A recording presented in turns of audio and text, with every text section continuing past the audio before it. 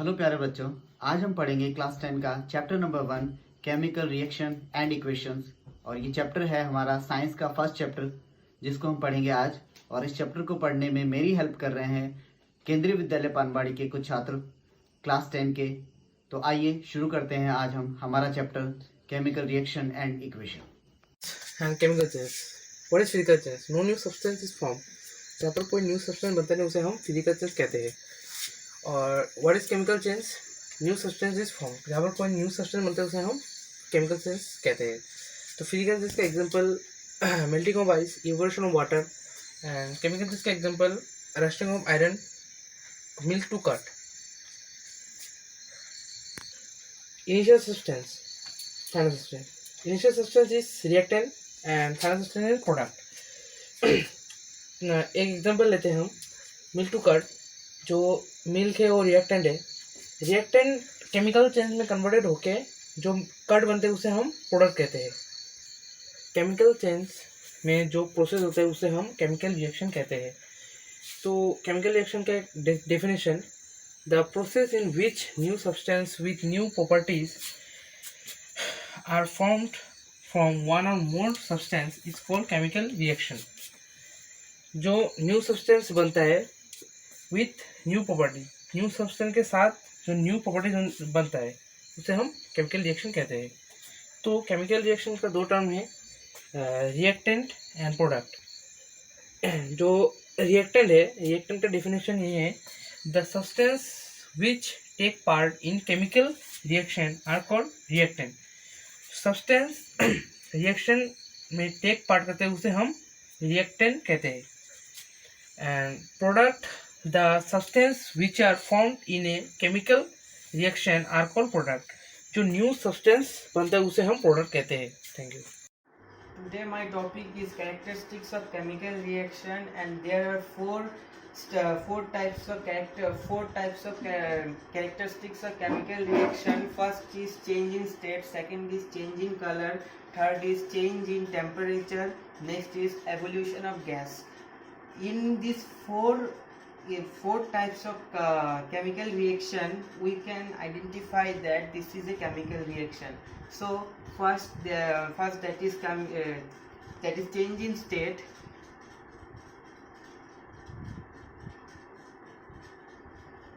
We take reactants as X, and X, that is solid. It will be on small letter. And by its product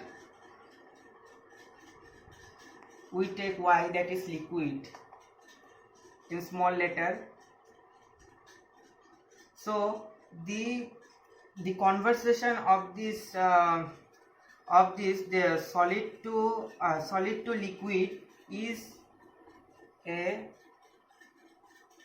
chemical reaction. So we can identify that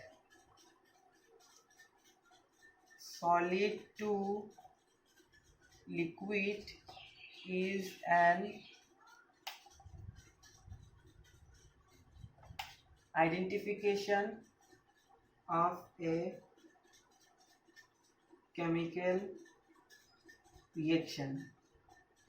Next is change in color. In change in color,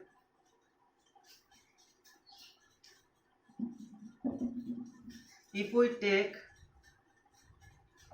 reactants as X green, then its product will be Y brown.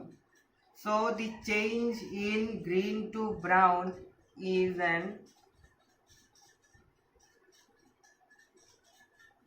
indicator of an chemical reaction. Next is change in temperature. If we take reactants as X plus Y is equal to Z, then if we combine both, then we get the product as Z. and we know that X is low temperature. Because of low temperature, we can add heat energy which rises to air,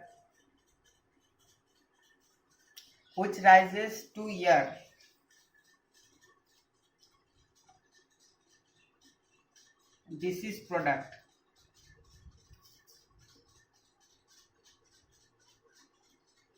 And if heat increases, then the temperature will also increase. It also gives us an identification that of a chemical reaction. If heat increases, then temperature will also increase. Next is evolution of gas. In evolution of gas, we will take a test tube, and in this test tube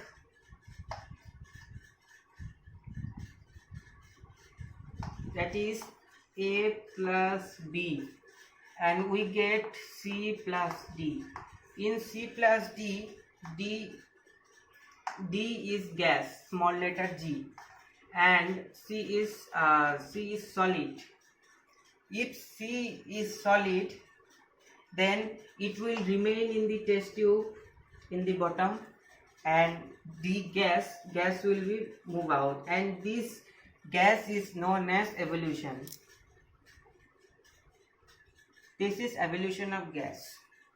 So these are the 4 characteristics of chemical reaction. Thank you. Chapter 1 का chemistry activity 1.1. सो इसमें हमें चाहिए एक burner जिससे यहाँ से एक heat transfer होगा, और ये जो आप देख रहे हैं ये है मैग्नीशियम वॉच ग्लास, और एक टोंग चाहिए और एक रिबन चाहिए जिसका नाम है मैग्नीशियम रिबन. सो इस एक्टिविटी में बेसिकली होता है क्या, this activity needs the teachers assistance. It would be better if students for I protection. हमें बेसिकली आई प्रोटेक्शन इसलिए चाहिए क्योंकि जब हम लोग जानते हैं कि मैग्नीशियम रिबन जब बर्न होता है तो एक डैजलिंग से फ्लेम निकलती है. तो अब हम लोग आगे बढ़ते हैं कि clean A magnesium ribbon about 2 centimetre long bye rubbing it with sand paper. अब यहाँ से क्वेश्चन बनता है कि सैंड पेपर से हमें मैग्नीशियम को क्यों बर्न करना चाहिए. तो मैंने यहाँ पर एक क्वेश्चन भी लिखा है कि why should A magnesium ribbon be cleaned before rubbing in air. तो अभी इसका आंसर हम लोग प्रैक्टिकली समझते हैं पहले कि जब मैग्नीशियम एक रिएक्टेंट एलिमेंट है और जब ये एटमॉस्फेयर से मिलता है तो बेसिकली 2 गैसेस से इसको मिलाते हैं, ऑक्सीजन और कार्बन डाइऑक्साइड. जब ये चीज मैग्नीशियम और ऑक्सीजन से मिलता है तब ये होता है मैग्नीशियम ऑक्साइड, और जब ये CO2 से मिलता है तब होता है मैग्नीशियम कार्बोनेट. हमें ये पहले भी मिल चुका है मैग्नीशियम ऑक्साइड और मैग्नीशियम कार्बोनेट. तो जब हम एक मैग्नीशियम रिबन जब एटमॉस्फेयर से मिलता है तब वो ऑक्सीजन और कार्बन डाइऑक्साइड से मिलेगा, और जब मिलेगा तब उसमें एक लेयर सी बन जाते हैं जो वो ऊपर उसका मिल जाता है. और जब हम लोग इसको बर्न करेंगे तब वो पूरी तरह से बर्न नहीं होगा क्योंकि ये जो लेयर है इसके लिए. और जब हम लोग इसे सैंड पेपर से रब कर देंगे ना तो इसका जो ये ऊपर का लेयर है और नीचे का लेयर है ये पूरा मिट जाएगा, तो तब इजीली से बर्न हो जाएगा. तो हम लोग इसका आंसर अभी देखते हैं. This is done to remove the layers of magnesium oxide and magnesium carbonate from the surface of magnesium ribbon. These layers are formed as a result of reaction with atmospheric O2 and CO2. Magnesium ribbon is cleaned by rubbing with sandpaper, after which magnesium ribbon burns smoothly. तो हम लोग इसको अब आगे बढ़ते हैं इस activity का. Hold it with a pair of tongs, burn it using a spirit lamp or burner and collect the ash so formed in a watch glass. हम लोग जानते हैं कि जब मैग्नीशियम बर्न होता है तब उसका जो ऐश होता है तो वो निकल के ये वॉच ग्लास में भर जाएगा। और यहां से भी एक क्वेश्चन बनता है कि burning of magnesium ribbon is dash change, मतलब जो बर्निंग ऑफ मैग्नीशियम रिबन है वो कैसा चेंज होता है, फिजिकल या केमिकल। तो इसका आंसर होगा केमिकल चेंज, क्योंकि हम लोग जानते हैं कि यहाँ पर इनिशियल कुछ एक है और इसका प्रोडक्ट कुछ अलग निकल रहा है, इसलिए केमिकल चेंज होगा। अब burn the magnesium ribbon keeping it as far as possible from our eyes, और इसको हम लोगों को आई का दूर से रखना है, क्योंकि जब मैग्नीशियम रिबन बर्न होता है ना तो उससे डैजलिंग से फ्लेम निकलता है। अब वो डैजलिंग से फ्लेम क्या है, जब हम लोग पटाखे फोड़ते हैं तो उससे कुछ फ्लेम से निकलते हैं, उसी को कहते हैं डैजलिंग फ्लेम। तो यही था इस एक्टिविटी में, और हम लोग इस एक्टिविटी में यही कंक्लूड करते हैं कि magnesium ribbon Burns with a dazzling white flame and changes into a white powder. जो यहाँ से ये चेंज होता है, ये व्हाइट कलर का एक पाउडर से चेंज हो जाता है। तो this powder is magnesium oxide, और ये जो पाउडर है ये मैग्नीशियम ऑक्साइड है, यानी ये मैग्नीशियम और ऑक्सीजन से मिला हुआ एक पाउडर है। Due to the reaction it is formed due to the reaction between magnesium and oxygen present in the air. So यही था हमारा activity. Thank you. Today we are going to discuss an activity of chapter 1 class 10 chemical reaction and its equation. तो इस activity में क्या बोला है, take a zinc granules in a conical flask or a test tube, और फिर उसके बाद ऐड डाइल्यूट हाइड्रोक्लोरिक एसिड और सल्फ्यूरिक एसिड टू दिस। तो इसमें हमारे क्वेश्चन बनता है डाइल्यूट क्या है, solution where concentration of water is high is known as dilute solution. तो फिर नेक्स्ट जैसे इस फिगर में बताया हुआ है कि जो हमारा फ्लास्क को हमने ऊपर से कॉक से ढक दिया, फिर उस कॉक में एक ग्लास ट्यूब ऐड किया है, ग्लास ट्यूब को अटैच कर दिया है स्ट्रॉ की तरह। फिर थोड़ी देर बाद देखते हैं कि सल्फ्यूरिक एसिड और जिंक के रिएक्शन से फ्लास्क में एक गैस प्रोड्यूस हो रहा है, वो गैस है H2 गैस। और वो गैस इस ग्लास ट्यूब की मदद से बाहर सराउंडिंग में आ रहा है। तो इसका रिएक्शन क्या है, तो रिएक्शन हमें पता है कि मेटल और एसिड के रिएक्शन से सॉल्ट और H2 गैस प्रोड्यूस होता है, तो फिर इस एक्टिविटी में मेटल है हमारा जिंक, एसिड हमने लिया सल्फ्यूरिक एसिड, और जिंक और सल्फ्यूरिक एसिड के रिएक्शन से हमारा जो प्रोडक्ट निकल रहा है वो है जिंक सल्फेट और हाइड्रोजन गैस। हमारे ये दो चीज इनके रिएक्शन से निकल रहा है। यह हमारा बन गया केमिकल रिएक्शन। अब हमें केमिकल रिएक्शन को केमिकल इक्वेशन में लिखना है, तो हमारे जिंक का केमिकल इक्वेशन क्या है Zn, और सल्फ्यूरिक एसिड को केमिकल इक्वेशन लिखेंगे तो हम लिखेंगे H2SO4, फिर Zn plus H2SO4 equals to ZnSO4। ZnSO4 zinc sulphate का केमिकल इक्वेशन का नाम है, और फिर हाइड्रोजन गैस का केमिकल इक्वेशन का नाम है H2 gas. So Zn plus H2SO4 equals to ZnSO4 plus H2. Thank you.